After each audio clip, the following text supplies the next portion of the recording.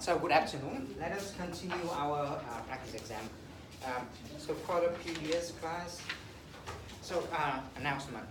I changed the office hour from the morning to the afternoon because some students have classes in the morning. So normally after 2:30 there's no class.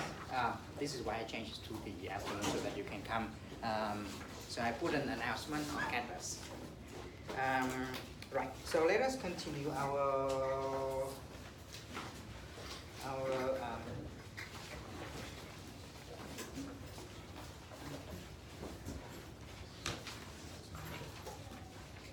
so last time we were trying to compute a Fourier series of this guy. So we have fx, which is equal to x when 1 minus of x is smaller than x, and this is smaller than 1/2. 1 minus x when x is bigger than 1/2, and this is smaller than 3/2. Right, so this is what we were trying to do.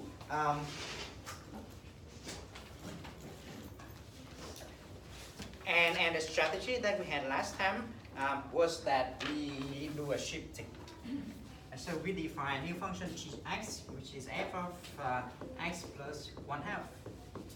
So the goal of this function is to shift the center of this function f to the origin, right?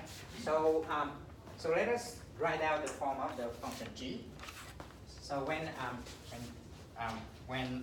gx will be, so when x is from -1 smaller than 0, right? So when x is from -1 to 0, g of x will be f of x plus 1/2. But in this case, x plus 1/2 will be from -1/2 to 1/2. All right. So when x is from -1 to 0, x plus 1/2 will be from -1/2 to 1/2. So g of x will be f of x plus 1/2. In this case, we use this function, right? So it's going to be x plus 1/2. It's good? So I explain again. When x is going from -1 to 0, x plus 1/2 is going from -1/2 to 1/2, right? In this case, g of x will be f of x plus 1/2, but because x plus 1/2 is from -1/2 to 1/2, we use this formula, first formula. So f of x plus 1/2 has to be x plus 1/2, right? Now, so the second case is what? When x is going from 0 to 1, right? So when x is going from 0 to 1, x plus 1/2 will go from 1/2 to 3/2, right? So when x is going from 0 to 1, x plus 1/2 will be from 0 plus 1/2, which is 1/2, and 1 plus 1/2, which is 3/2. Now because x plus 1/2 is from the second interval, I can use this formula, right? So g of x will be f of x plus 1/2, and this is equal to 1 minus x plus 1/2, and this is 1/2 minus x, right? So in this case, so I explain again the second case. When x is going from 0 to 1, x plus 1/2 will be bigger than 1/2, and here I'm gonna have 1 plus 1/2, and this is 3/2, right? In this case, g of x will be f of x plus 1/2, but because x plus 1/2 belongs to this interval, I can use the second formula. So f of x plus 1/2 will be 1 minus x plus 1/2, and this gives me 1/2 minus x, right? It's good. Now, to summarize, we have the following function. Gx will be x plus 1/2 when x is from -1 to 0, and otherwise it's going to be 1/2 minus x when x is from 0 to 1. It's good. This is, again, this function will be centered at the origin, right? So if you draw the graph of this function, this is going to be 1/2. And so this is basically the graph of this function.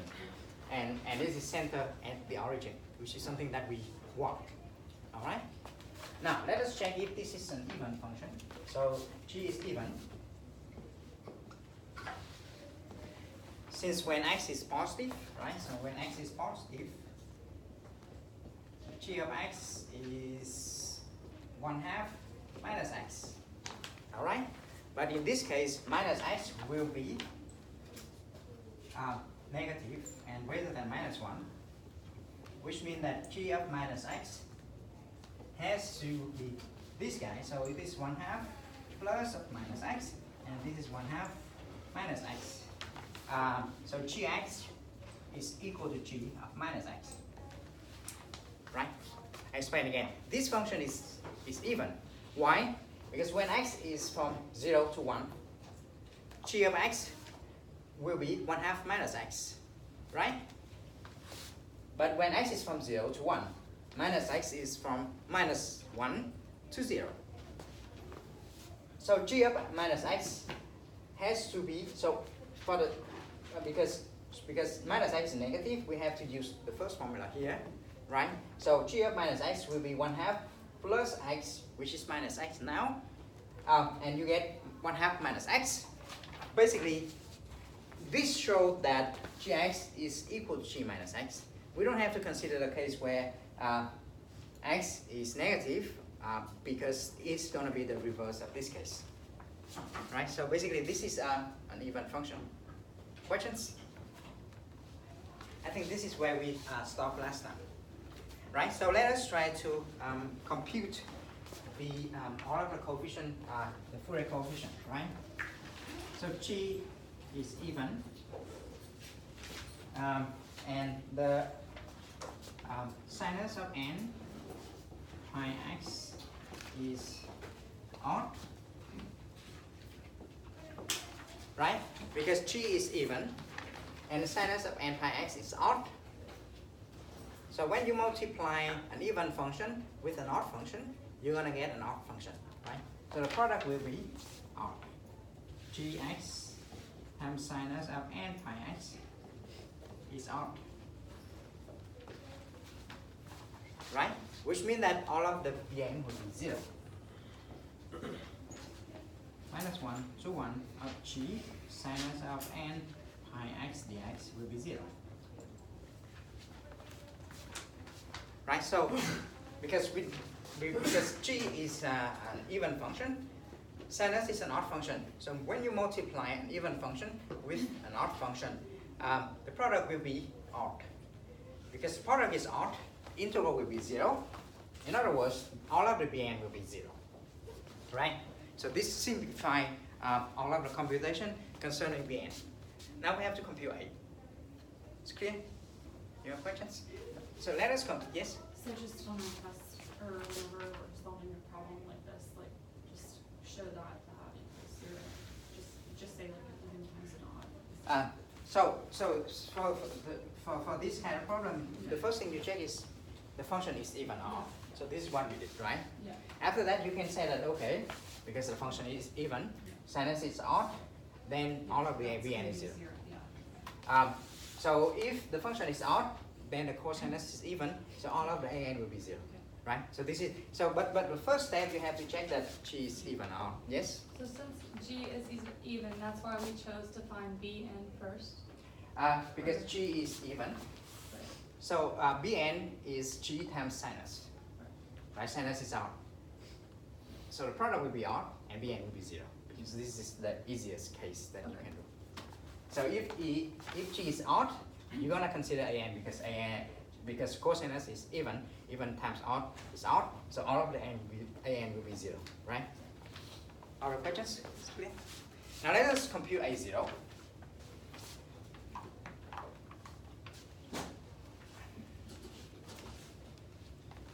So a0 will be 1/2 integral of -1 to 1 of gx dx. All right.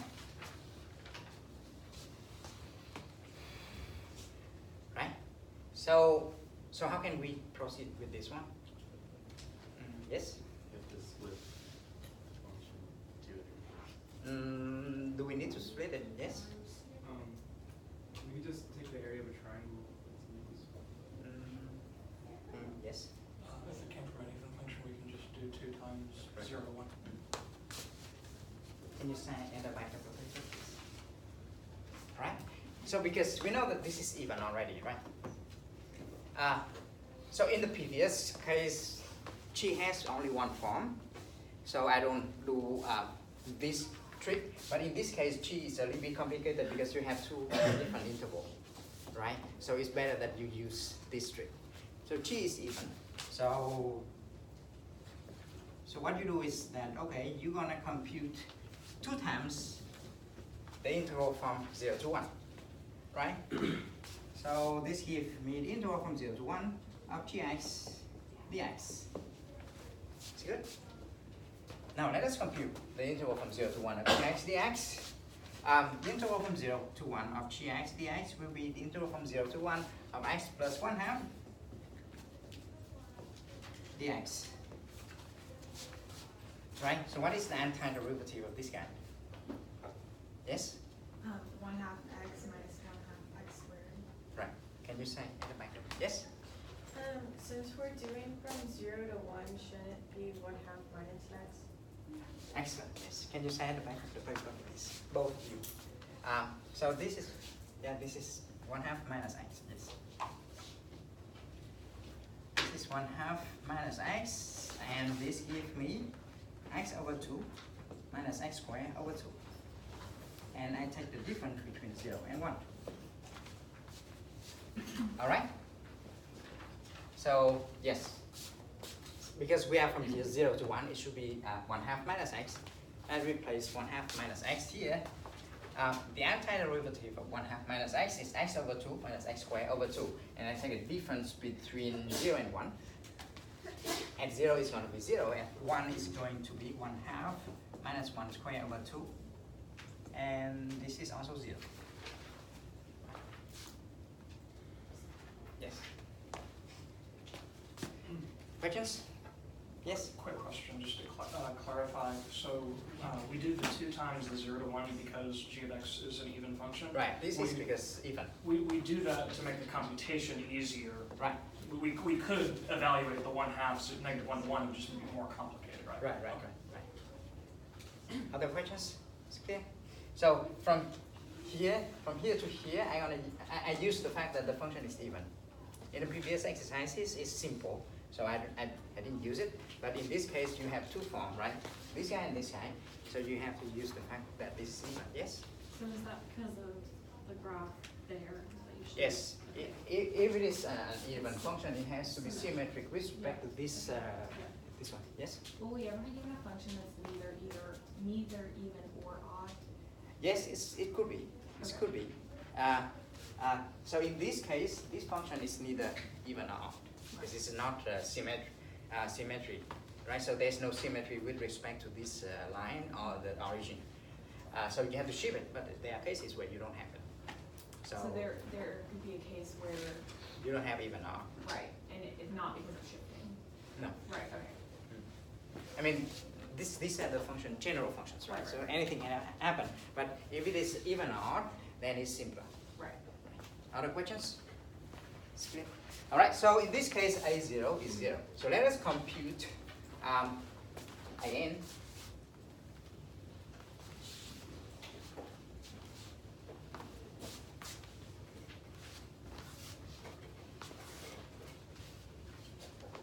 Right, so AN will be integral from -1 to 1 of gx cosinus of n prime x dx. Right? Wouldn't it be 1/2 times the integral? Or No. There's not. What the 1/2 will be only for I0, right? we're doing AN. Yes. Thank you. Other questions? So now, how can we do this thing? Yes? 2 times the integral from 0 to 1 of gx times cosine. Yes. Can you stand the back of the paper, please? So in this case, Gn is even. and cosinus is also an even function, right? So g is an even, and cosinus of n pi x is also even. So the product of an even function and an even function is an even function. So g times cosinus of n pi x is even. Right? In this case, we only have to compute one of the two intervals, either from 0 to 1 or from -1 to 0. And will be 2 times integral from 0 to 1 of 1/2 minus x cosinus of n pi x dx. Right? This 1/2. Right. So for this interval, how can we do it? Yes? You can distribute the cosine into parentheses and then split the interval. And then for the interval on the right, if it's multiplying by the x, you can do by integration by parts. Right. Can you sign at the back of the paper, please? So now I can distribute 1/2 to cosinus and I split it. Right? So this gives me the interval from 0 to 1 minus cosinus of n pi x dx. The other one will be minus 2 times interval from 0 to 1 x cosinus of n pi x dx. It's good. Yes? Why is the first integral negative? There's no negative function. Can you sign at the back of the page? Right? So the first one is the interval from 0 to 1 of cosinus n pi x, and the second one is minus 2 times the interval from 0 to 1 of x cosinus n pi x. Yes?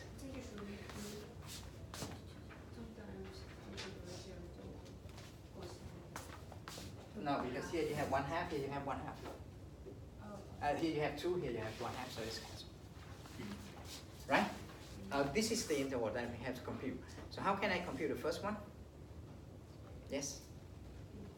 Sine n by x over n. Yes, can you sign the back of the paper, please? So you take the antiderivative of this guy, you're gonna get sinus of n pi x over n pi integral from 0 to 1. Alright? This is 0 because sinus of n pi is 0 and sinus of 0 is 0. So this is going away. So the level is the interval from 0 to 1 of x cosinus of n pi x dx. Now I have to use integration by part. How do I use it? Yes? You sign x as u and dv as cosine n pi x. Yes. Can you sign the back of the paper, please? So now I'm gonna put this to be u and this one to be dv. Right? I'm gonna use this to be u and this is v. So dv will be cosinus of n pi x dx, meaning that v will be sinus of n pi x over n pi. Right? I'm gonna apply integration by part here. So I have minus 2 x sinus of n pi x over n pi, and I take the difference between 0 and 1, and I plus the 2, so it's gonna be v du. So here I have sinus of n pi x over n pi, integral from 0 to 1 dx. Right? I explain again. So here I'm gonna use integration by part. This is integral from 0 to 1 of x cosinus n pi x dx. I'm gonna put it to be dv. By integration by part, I'm gonna get uv here, and this is v du. Right? So uv will be x sinus n pi x over n pi. I evaluate at 0 and 1. They're both 0, right? So this is going to be 0. The other one will be v du, but v is sinus n pi x over n pi, and du is dx. So what is the antiderivative of sinus? Yes? You're going to, well, that one's going to be 2 over n squared pi squared negative cosine n pi x. Yes, can you sign the back of the paper, please?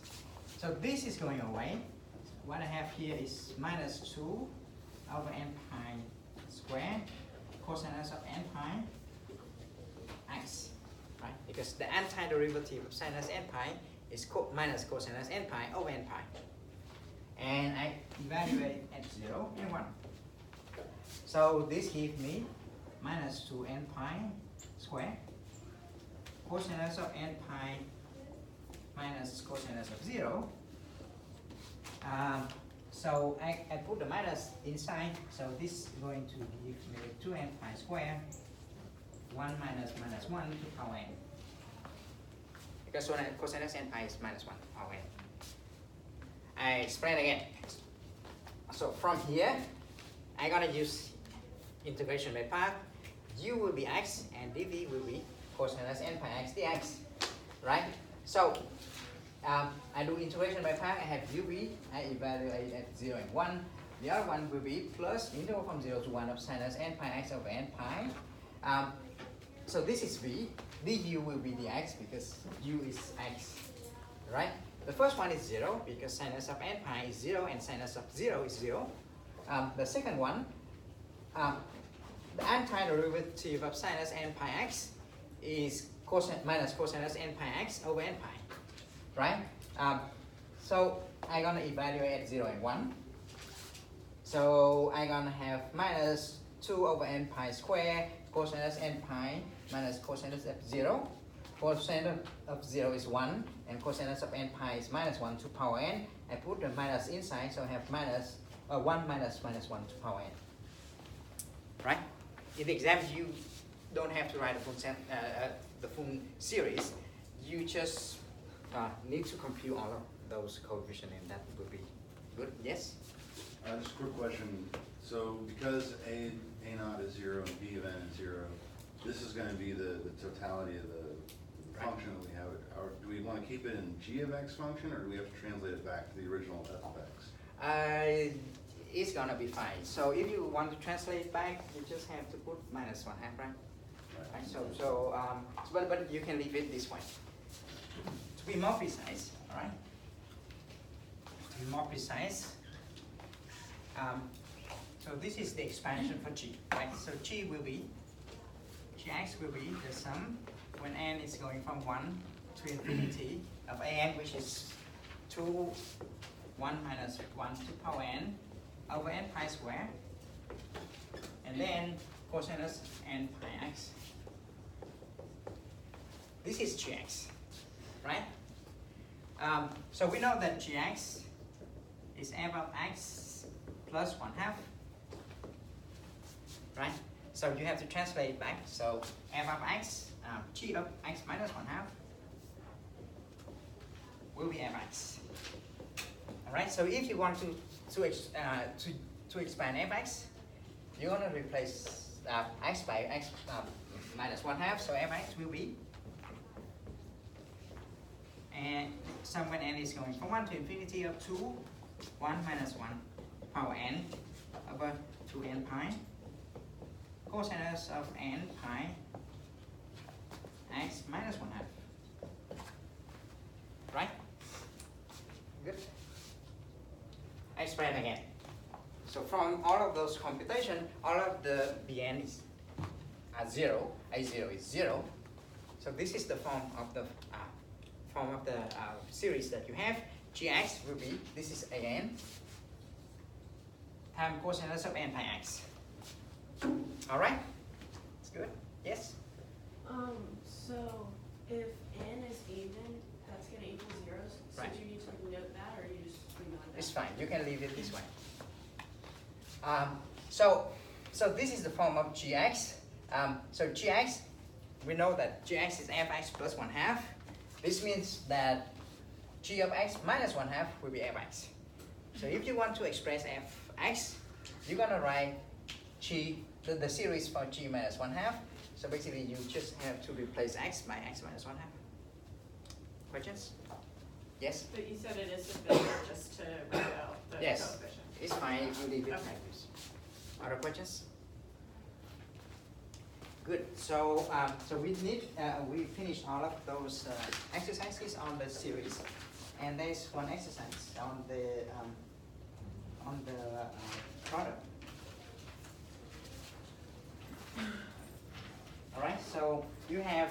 a set of three vectors, and you want to express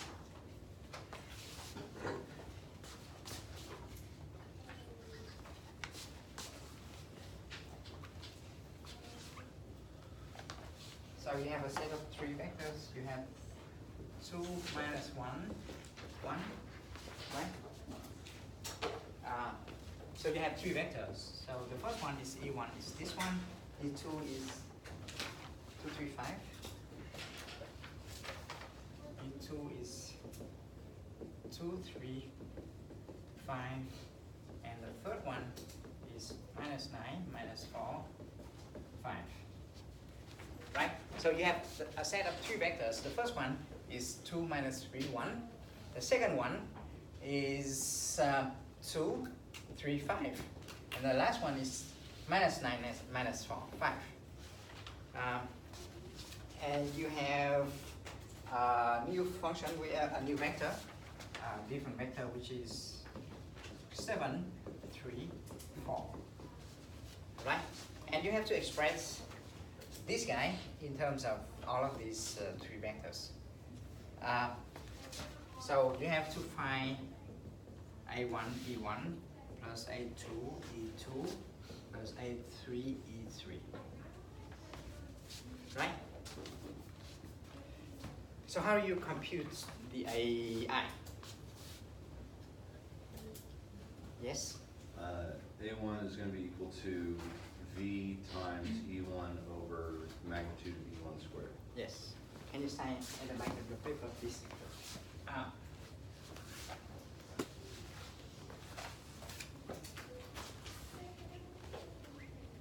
So A1 will be V times E1 over E1 times E1.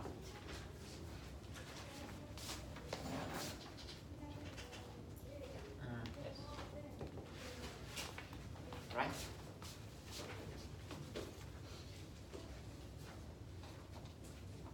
And A2 will be, so you compute this.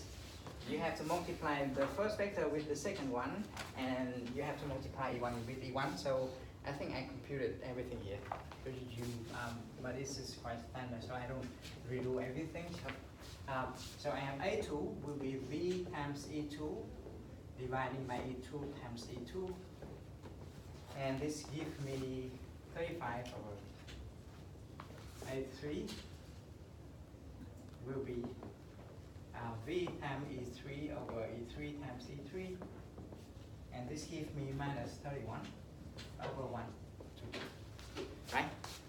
So I don't do all of those multiplication because it's standard. Right? So, yes? How is E2 orthogonal with E3? E2 is not orthogonal with E3. So this is 19. Yeah, maybe there's 25. Maybe there was, yes, I remember that there was a mistake. But I'm gonna check it and I'm gonna announce the correction to you. Yes, I remember that when I was computing this one, I found a mistake. I'm gonna put the mistake online. Okay. Yes. Other questions? It's good. So I'm gonna put the correct coordinate of this guy online. Right, so I think there's a minus, a plus here, something like that. If you just change that 5 to a 6, it works. Yeah. What? For E3, if you change the 5 to a 6, it works. Right. Yes, yes. It should be good. Yeah. Yes, you change this to 6 and it should be working. Yes. Other questions? Can you sign the back of the paper, please? Other questions? So this is, yes, so here it should be 6, yes. Right. Any further questions on the midterms? So the first midterm will be like this, right? So you have to do 4 exercises. The last one is easy, which is this one, and the other one will be Fourier series. Questions? Yes? So you said for the Fourier series, we just have to calculate the coefficient? Yes, you just have the coefficient and it's fine. Other questions? So you said there's going to be four questions? It's going to be like this, exactly like this. I'm going to change the function. Okay, so these all came from the practice test. And I'm going to change the coordinates of the vectors. Right. but it's gonna be the same. Okay. Other questions? Yes? Is there any more like practice problems? Well, you can redo everything in this lecture notes, and it's gonna be close to that. It's not going to be very difficult. It's gonna be like this. Other questions?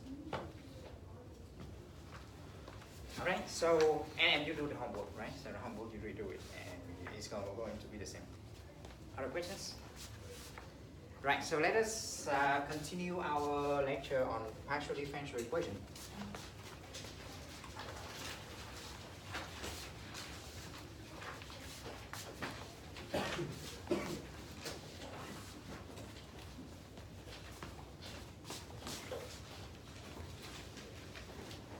Right, so last time we was trying to solve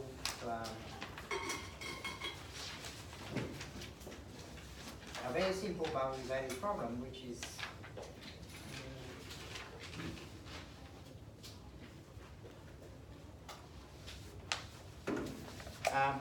so last time we was trying to solve Laplace equation, right?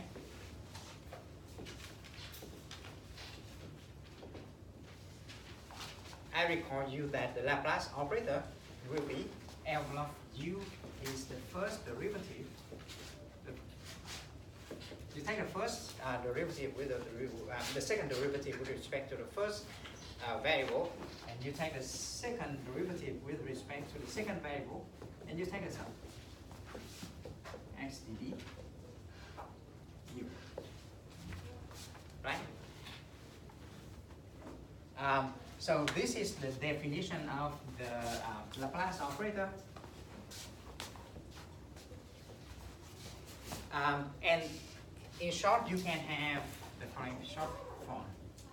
This is this delta means that you are taking the second derivative of the first variable plus the second derivative of the second variable, and plus the last second derivative of the last variable, right? And this is the notation of the Laplace operator, right?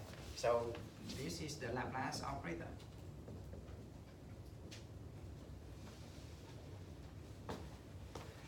Right? So in one dimension, this becomes simply the second derivative, right? In one dimension, v is equal to 1. The Laplace of u is now simply the second derivative of u. Right? So in the previous class, we were trying to solve a few exercises. So let us continue with some of the exercises. We have what? You have u second example is 0, and u0 is 20, and ul is 0.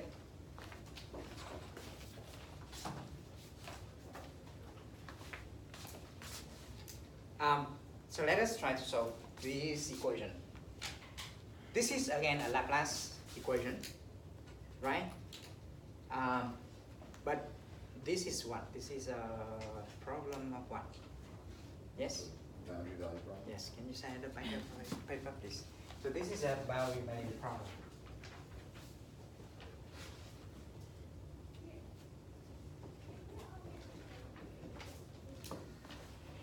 And this is a Laplace equation, right? Laplace equation.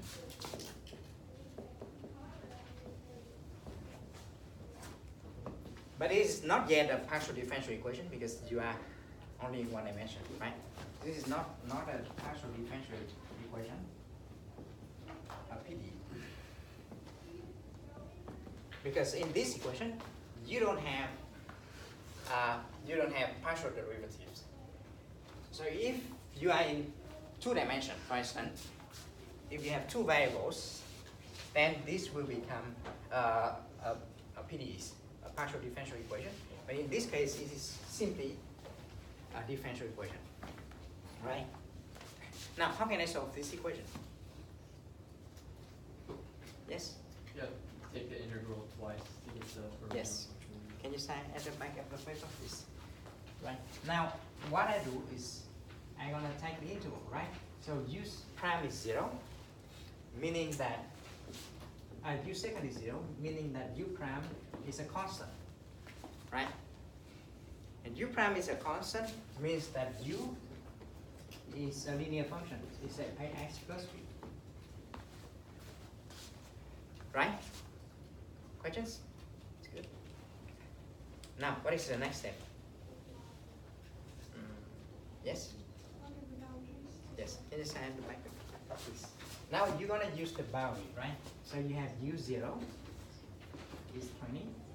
So a times 0 plus b is 20. So b is 20.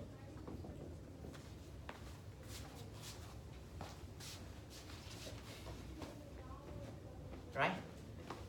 So now the equation, the solution will be ux will be ax plus 20.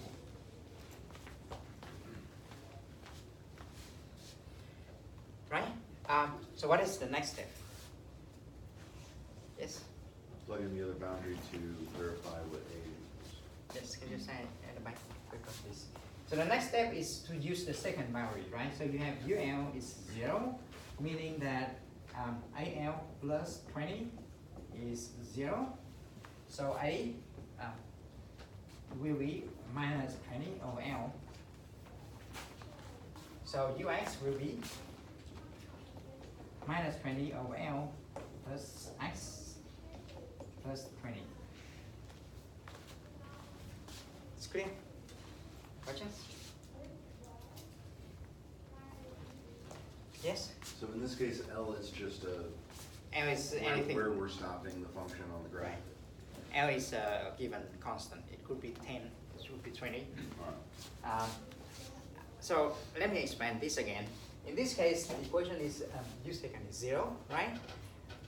So u prime has to be a constant because the derivative of a constant is 0.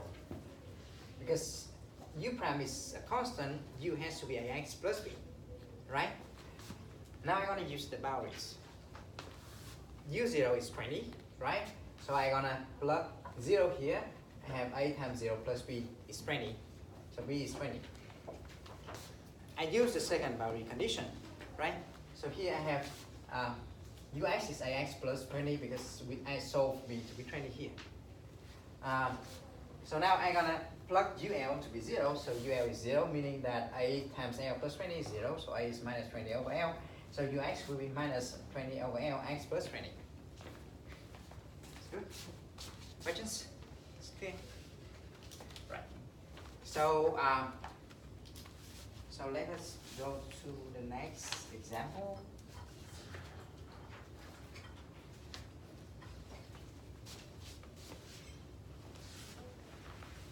So example. Okay. So I have u prime is 0 and u0 is equal to ul. So this is another kind of boundary condition, right? So the difference between this boundary condition and this boundary condition is that here I give explicit value for ul and u0, but in this case I don't give any explicit value. I just said that u0 has to be equal to ul, all right? So the first step is, again, I'm gonna repeat this thing here, of course, and u second is 0, implies that u is ax plus b. All right? So what is the next thing? Yes?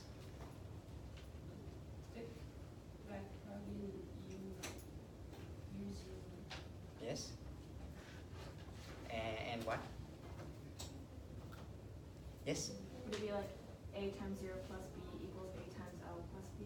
Right. Can you say at the back of the paper, please? So in this case, you have what? You have u0 is ul, right? Meaning that a times 0 plus b is a times l plus b. All right? So in this case, I'm gonna remove b, right? Because b on both sides, this is 0, meaning that al has to be 0. So a has to be 0. Right? So the solution will be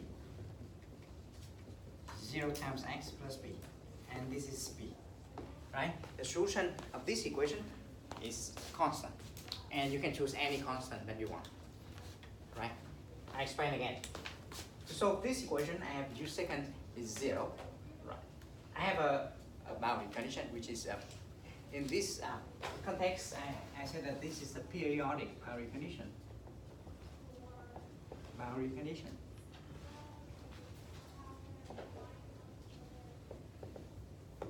Right, so this boundary condition means that the function is periodic because the value at 0 and the value at L, they're both equal. So u second is 0, then u has to be of the form ax plus b, like that. Now because of a periodic boundary condition, u0 is equal to ul, so I replace 0, and now here I have a times 0 plus b is a times l plus b. I remove the 2b, a times 0 is 0, so finally I have a times l is 0, which means that a has to be 0. So I replace a here, I have u is a constant b. So the solution of this equation is any constant. Right? Questions? It's good. Yes? So that means that this function just exists as all real numbers, or? So what is the constant function? So a constant function means that, okay, so the function, so u of x, for instance, if I said, so 1 is a constant, right? But 1 is also a function. The function 1 is, the u of x is equal to 1 for x in, say, here, because we are from 0 to l. This is from 0 to l. Okay. So the constant function is a function which is constant everywhere. Right? So 1 is a constant, but it is also a constant. But here I can say that, okay, I can replace this by 3. So 3 is also a constant function because I can define a function which is equal to 3 everywhere. Right? Other questions? For this 3, which is a function, this is a constant, so you cannot define the derivative. You have derivative only for function. So if you say that this is 3 is a constant, and I take the derivative of this guy, this is wrong. Because this is a constant, there's no derivative for constant. But if you look into this guy, this is a function. This is a function which is equal to 3 everywhere. So you can define the derivative. Right? So u prime will be 0. And u second will be 0 everywhere. Again, this 0 is also a constant function. It's not a number. This is a constant function because it is a function which is defined to be 0 everywhere. Right? Other questions? It's good. Right, so let us try to do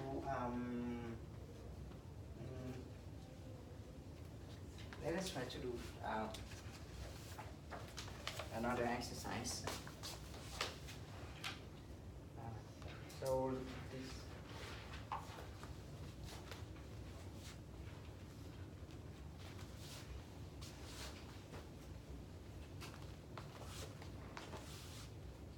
this is an exercise that we have in the notes. So u0 is u prime l is 0.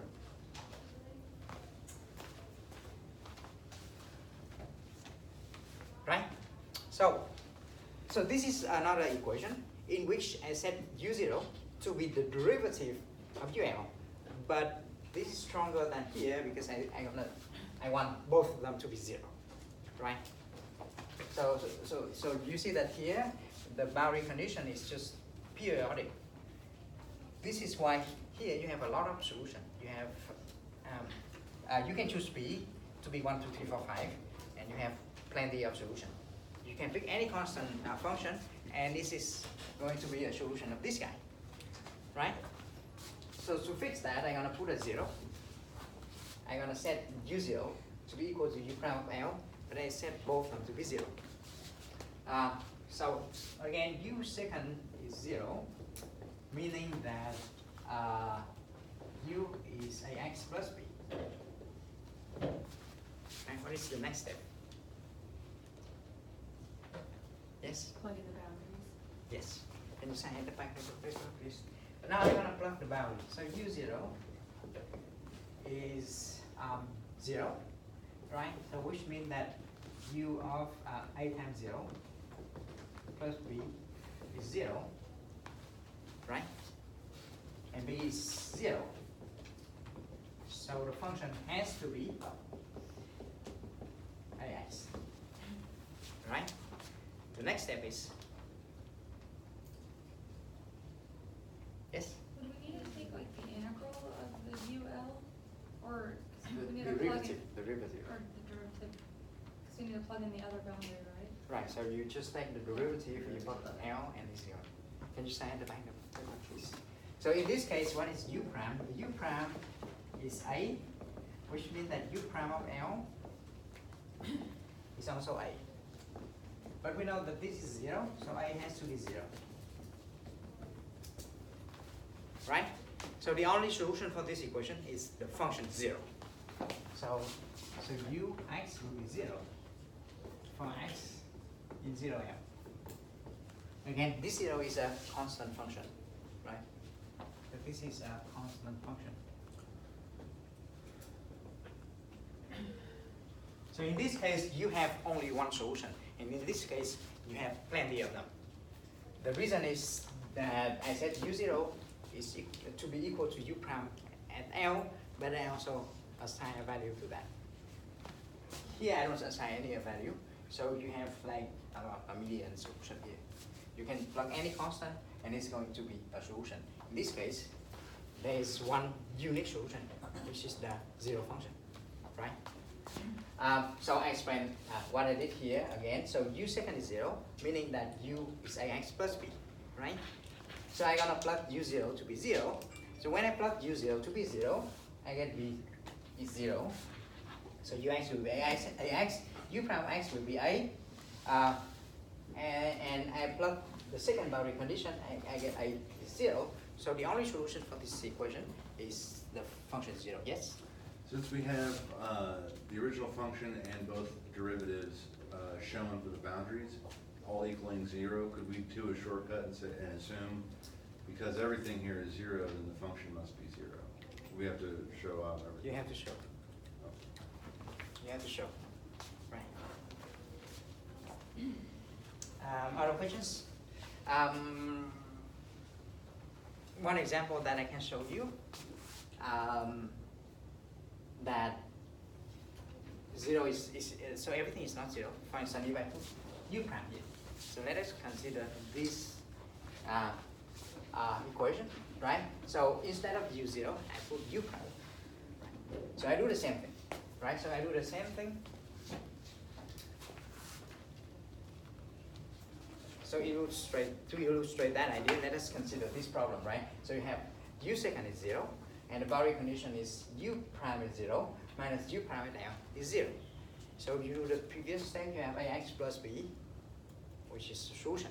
Now u prime is always a, right? And u prime at 0 equal to u prime at L is equal to 0. This means that a is 0. So the solution that you have is b. All right? For this b, you have plenty of solution. Right? So you can have any constant function, and this is the solution of this equation. Right? Yes? So like just looking at that one and this one, we just took like the derivative of the u prime 0 and the u prime L. Mm-hmm. And that one just is the same thing without the derivative. And then we got the same solution. So if we took like the second derivatives equal to each other, will it also equal b or no? No. Is that So, just a so coincidence? if it is, so let us do the case the way you mentioned, right? So you take the second derivative. Let's go back to this equation, right? Mhm. So basically you don't have boundary condition, right? Because suppose that you put the two boundary condition to be u second of u of 0 to be u second of L to be 0.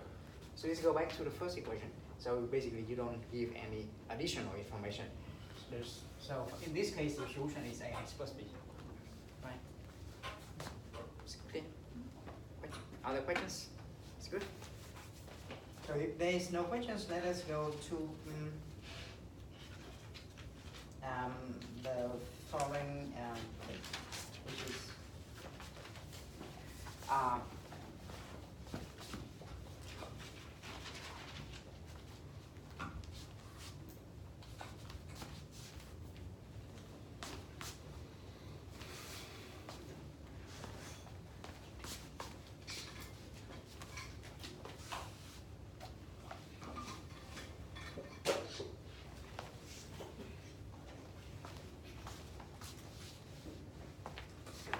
so in the previous example, in the previous class, I was mentioning that, okay, suppose that you have a function u, which can be written like a0 plus the sum when n is going from 1 to infinity of an cosinus of n pi x plus bn sinus of n pi x. And the function is periodic, minus 1, 1, right? So this is the Fourier series.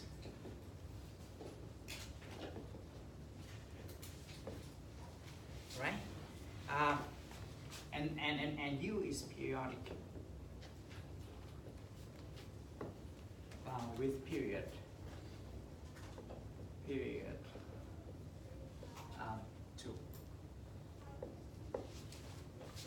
This is the Fourier series. U is a function, right? So if you have a periodic function with period 2, then you can write it under this form, right? This is the Fourier series. So in one of the example, I consider only an, and I take the second derivative. Now let us try to take the second derivative of the full Fourier series. So what is the derivative of u prime?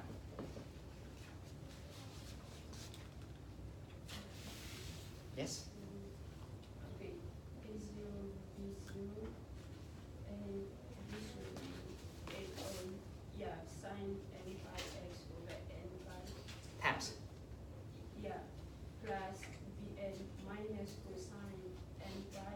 The minus should be here because Minus sine n pi over n pi. yes. Plus cosine n pi. Can you say at the back of the paper, please? So in order to take the derivative of a sum, right, you're gonna take the sum of the derivatives.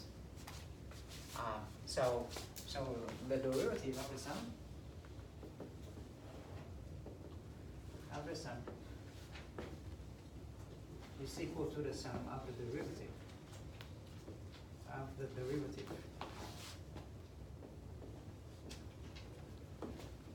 Right? Now I'm gonna take the derivative of each guy inside. So the first one is goes away because this is 0, right? So now I have the sum when n is going from 1 to infinity of an cosinus of n pi prime plus bn of sinus of n pi x prime. Right? I'm gonna take the derivative. So here I want to take the derivative of the sum. So I'm gonna take the sum of all of the derivatives. So here I have an cosinus, so I'm gonna take the derivative of cosinus. Here I have bn sinus, so I'm gonna take the derivative of sinus. Right? So u prime of x will be the sum when n is going from 1 to infinity of an minus n pi sinus of n pi x plus bn n pi cosinus of n pi x. Right? I take the derivative outside. In order to do that, I just have to take the derivative inside. So the derivative of cosinus will give me minus n pi sinus n pi, and the derivative of sinus n pi will give you n pi cosinus n pi. It's good? Right. Now I'm gonna take the second derivative. So what is the second derivative?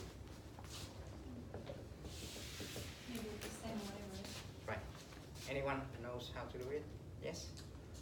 Negative an times n pi squared times cosine n pi x minus bn times n pi squared times sine n pi x.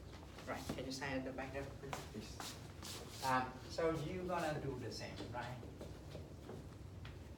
Here I have an minus n pi sinus of n pi x prime plus bn n pi cosinus of n pi x prime, right?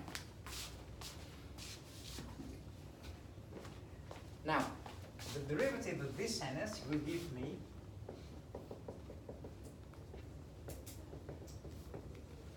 an of minus n pi n, right, cosinus of n pi x plus bn of minus n pi square of sinus of n pi x. Right? So I take the derivative of sinus, I get cosinus. I have to multiply everything with n pi, so I have minus n squared pi square. The cosinus derivative will give me sinus n pi. So this minus sinus n pi, so I have minus n pi n squared pi squared. Right? So I have an observation here. What is it? Yes? Every time you go up a derivative, you just multiply it by Minus n. negative n pi, so then you would have like minus n pi squared, and then you would go cubed, and then you would go forth, and so on. Can you sign the back of the paper, please? So you see that this series and this series, they're the same. Except the first coefficient, right? But the level is the same. So you have an, you have cosinus, you have bn, here you have bn, and you have sinus here, you have sinus here. So the only difference is this guy, minus n squared pi square minus n squared pi square, right? And the reason of that is because the second derivative of cosinus is minus n squared pi square of cosinus n pi, and sinus of n pi second will give me minus n pi squared sinus of n pi. Right? The reason behind this kind of thing is because when you take the second derivative of the cosinus, you get exactly cosinus, except that you have a factor outside. Right? And here you also have a factor outside. Is it good? Questions? Right? So basically what we did is the following. We take u second of x, maybe write it over there. So what we did is we take the second derivative of x. This gives me n is going from 1 to infinity of an, and I take the second derivative of cosinus n pi plus bn sinus n pi. Right? To take the second derivative of u, what I do is I take the sum and I take the second derivative of cosinus n pi and sinus n pi. Right? But it's going to be the same for the function 1 here, because here I have 1, which is a function. So I still have a 1 second. Right? So I take the second derivative. So I have a series. I want to take the second derivative. So what I do is I take the second derivative of each of the guy inside. Right? I can add 0 here to be 1 to be 0 times 1. To be consistent with the other guys, I said that the second derivative of 1 is 0 times the function 1. Right? So and then I'm gonna write it this way. So this is 0 times 1, which is 0, and here I have an interval from 0 to 1 of an minus n squared pi squared cosinus of n pi plus bn minus pi square sinus of n pi. Is good? Questions? Right? So the fact that you are taking the second derivative of u, instead of taking the second derivative of u, you take the second derivative of all of the guy inside. You call it an operator, right? So the second operator, so I take this second derivative and call it an operator. Basically, this is the Laplace operator. So what I draw is the following. So I have L of u is a0, L of 1 plus the sum when n is going from 1 to infinity of an L of cosinus of n pi x plus bn L of sinus of n pi x. Right? So this L is nothing but a second derivative. And the thing that I wrote here is L of cosinus of n pi is minus n pi square cosinus of n pi, and L of sinus of n pi is minus n pi square cosinus of n pi,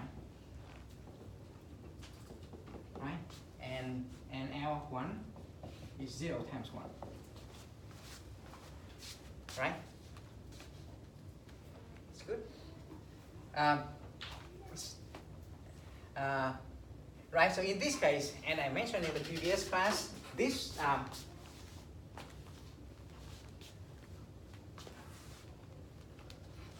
so this L is the operator. In this case, a Laplace operator. In this case.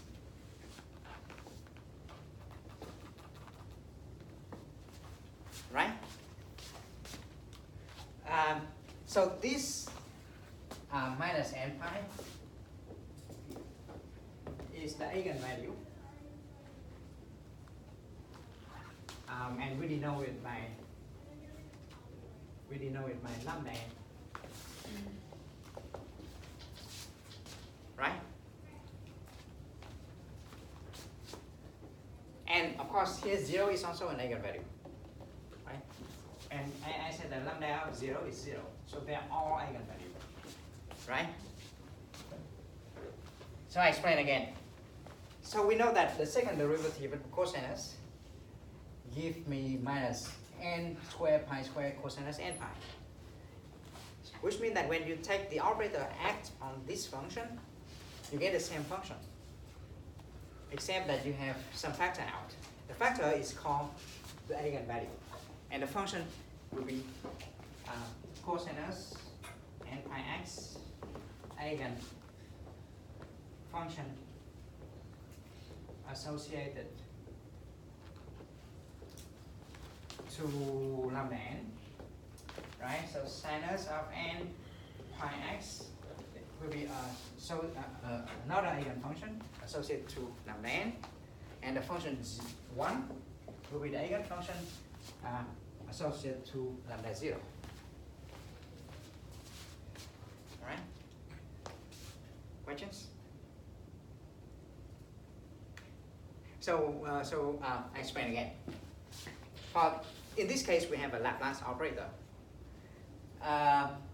This lambda n and 0, they're all eigenvalue. So what are the eigenvalue? And so the eigenvalue are the factor when you apply the operator to the eigenfunction, and you get the same eigenfunction, right?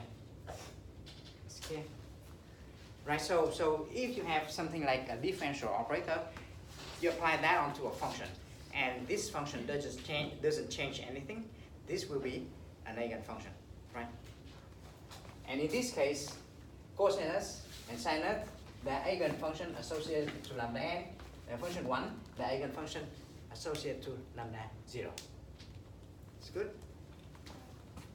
Right? So when we have an operator, we apply L to a function f function doesn't change, is equal to k times f, and k is a constant, then f is an eigenfunction, and k is an eigenvalue. So you have a differential operator, right? So you apply that onto a function. If the function doesn't change, except that you have some factor outside, this is an eigenfunction, right? And the k here is an eigenvector. So for this Laplace operator, right, we have cosinus and sinus, they are all eigenfunctions, right? But they are eigenfunction associated to this lambda n, which is minus n squared, pi squared, because we have all of those identity, right? So the function 1 is the eigenfunction associated to the 0 eigenvalue. It's good? Questions? So what is the powerful idea of eigenfunction and eigenvalue? Because in all of those equations, you have to take derivative, right? But if you have an eigenfunction, you don't take the derivative. You have just to multiply with a constant, right? So this is why why the idea is useful. Questions? It's good. Right? My question is, can we have two eigenfunctions associated to one eigenvalue?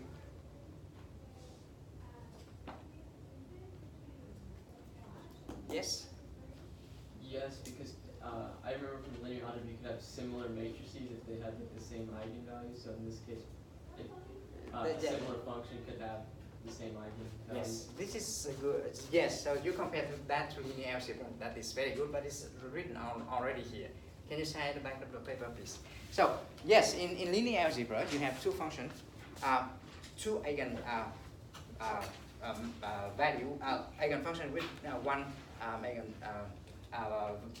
two eigenvectors with one eigenvalues. But in this case, we already have two eigenfunctions associated to one eigenvalue. What are they? Yes?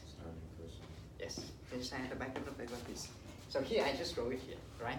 So cosine is an eigenfunction associated to lambda n. Sine is an eigenfunction associated to lambda n.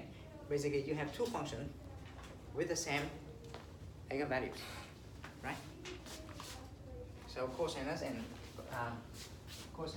pi and sinus of n pi are two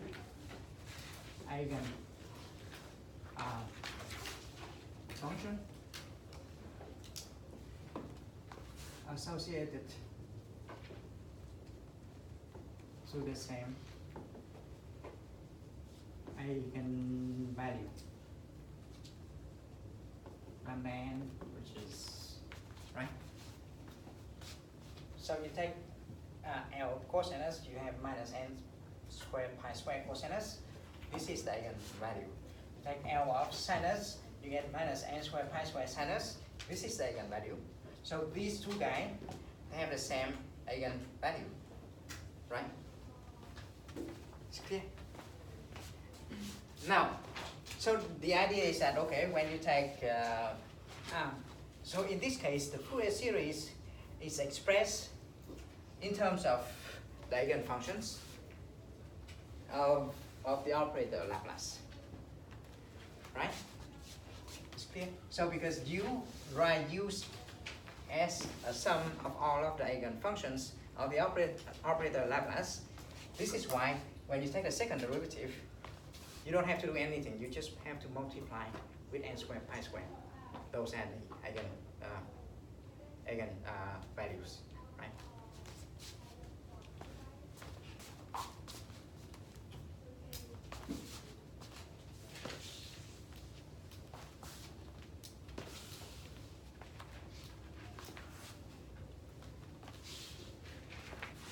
So in a Fourier series,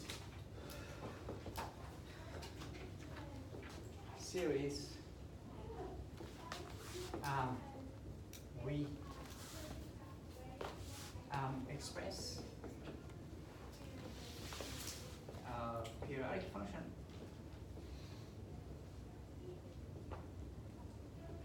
as the sum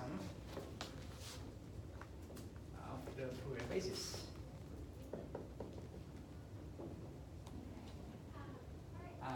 The combination, right? The combination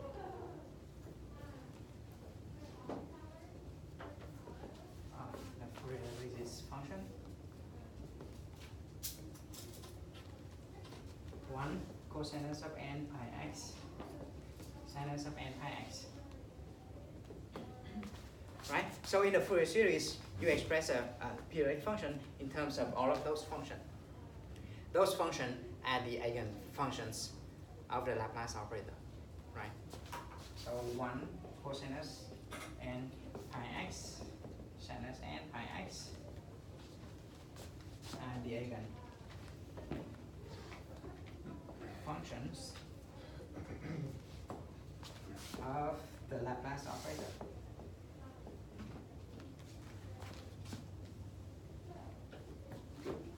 Right?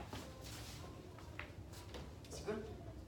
So basically, Fourier series is nothing but the expression of a periodic functions in terms of the eigenfunctions of the Laplace operator. So this leads to a way to generalize this idea, right? So basically, you don't have to compute. You don't have to stick to the Laplace operator. You can study all the operators, and you can try to compute the eigenvalues and the eigenfunctions, and then you can express any function in terms of those eigenfunctions and eigenvalues, right? Lu is second.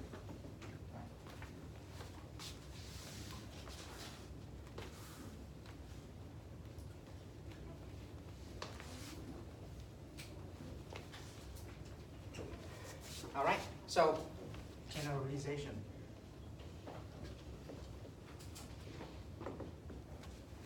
So consider a general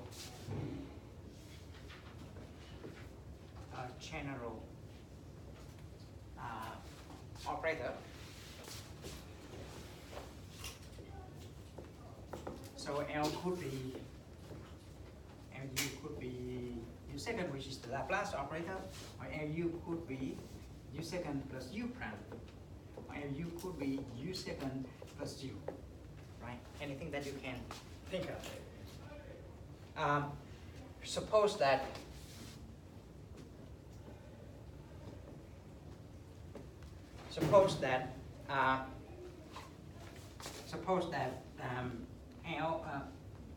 L has the suppose that lambda L phi n is lambda n phi n. You wish phi n is the eigenfunction, and lambda n is the eigenvector. It's an eigenvalue. All right. So I want to have a more general formulation for the Fourier series. So I consider a general operator L. L can be the Laplace operator. So if it's Laplace operator, we have back the Fourier series. But now I can have some more complicated operator like U second plus U prime or U second plus U, right? Now suppose that for this operator, I have a series of eigenfunctions and a series of eigenvalues. I have L of phi n is lambda n phi n, right? And suppose that we can express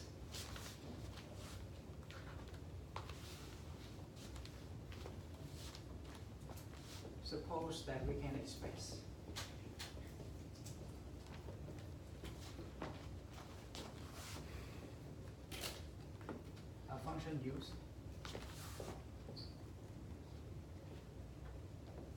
in terms of all of so you have u is the sum when when n is going from 0 to infinity of an pn. Right?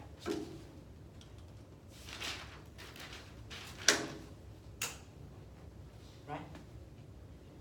So basically, in the if you have like the Laplace operator, you will get back the Fourier series.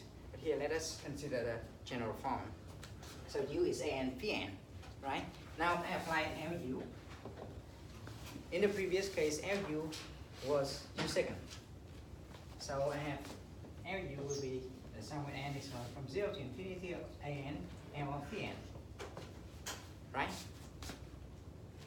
So mu in this case will be the sum when n is going from 0 to infinity of an lambda n pn, right? So we don't have to do anything. We don't have to compute mu, which is complicated. What you do is you write an and pn and you multiply the eigen values into all of the coefficients, right? Good questions? We continue this on Tuesday.